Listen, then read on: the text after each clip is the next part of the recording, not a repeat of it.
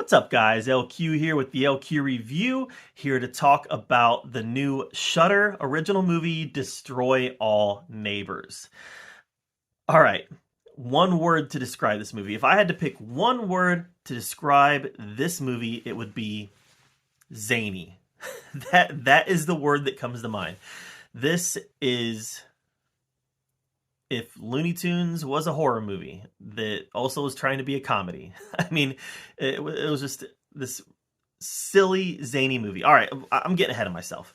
So, Destroy All Neighbors is about an aspiring musician who's kind of in a rut in his life, and he's writing this album, and he's hoping to make it big one day. And he lives in an apartment complex, and a new neighbor moves in, and the new neighbor is very loud, very disruptive, and kind of a jerk, also kind of a cartoon. He talks like Adam Sandler from Billy Madison. He looks like a cartoon offensive older guy. I mean, that's the character we're dealing with. So this character, this neighbor, is extremely over the top. Now, our lead character is supposed to be the straight guy, right? He's supposed to be the avatar for the audience, and everything that's happening around him, our lead character, our protagonist, is supposed to be reacting to.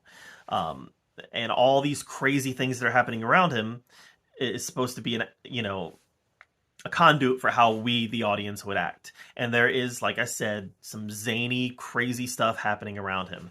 So through a series of, I guess you could say, misadventures, misfortune, whatever, our lead character ends up killing the neighbor. But that's not the end of it. The neighbor is able to stick around.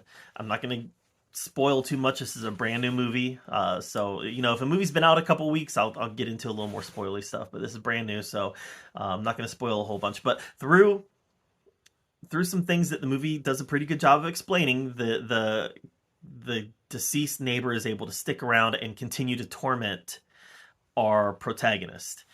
And yeah, this movie was zany, this movie was silly, this movie was meant to be a horror comedy. And this is the type of movie where either it's for you or it's not for you. And I like horror comedies. I'm a big fan of horror comedies, but for whatever reason, this movie wasn't for me. Now, this movie has gotten a lot of praise online, so I feel like I'm going to be in the minority on this one.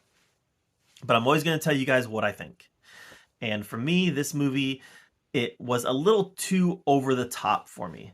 It was a little too... I keep saying the word. It was a little too zany. It was a little too over the top. It was a little too out there. I appreciated a lot of what they tried here. They tried to bring something new to the horror comedy genre. They took an approach that I haven't seen too often. I feel like I've seen similar approaches, but this was still a rather unique approach to this certain story. And one thing you had to admire in this was the use of practical effects. Now, I'm not a CGI hater.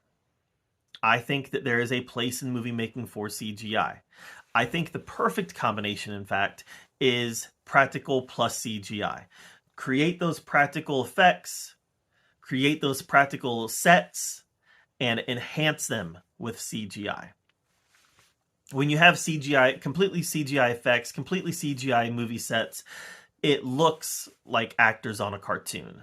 Ant-Man and the Wasp: Quantumania. I mean, that looked like Paul Rudd was running around in a cartoon for 2 hours. This movie did a good job of incorporating practical effects. And because they were incorporating practical effects, it looked real, it felt tangible, it was something that you could get engrossed in. And for the most part, I really enjoyed the practical effects in this movie. They did a good job of using practical gore. And there was quite a bit of gore in this movie, but it was all... This movie never scared you. Even in the gory scenes, this was never a scary movie. Even the gore was played for laughs. It was meant to be over the top, to entertain and to make you laugh and to make you have a good time. So, enjoyed the practical effects. I enjoyed some of the performances. I appreciate the swing that they took here, which they took a big swing. It just wasn't for me. The comedy wasn't for me. Comedy is a very subjective thing. And for me, the comedy just wasn't for me. So, Like I said, I realize I'm in the minority here. I think a lot of people really enjoyed this movie. I didn't. I appreciate a lot of what they did. And I can look at it objectively and say, I understand how people like that. It just wasn't for me. So take that with what you will, right? Take that for what you will. I'm not saying I don't think you should see this movie if you're a fan of horror, if you're a fan of horror comedy, even if you're a fan of like gore and practical effects. I think there's something here for you.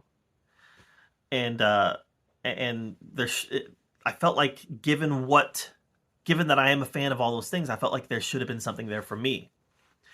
But again, a lot of this boiled down to the comedy, and the comedy didn't work for me. It was just too out there, too zany, too Looney Tunes, and it missed me. But that doesn't mean it's going to miss you. You know, for you, it might hit the target, and you might love this. So if you're a fan of those things, I definitely recommend checking this out. And yeah, I hope that Shudder continues to take big swings like this. So you know, getting original, unique horror content.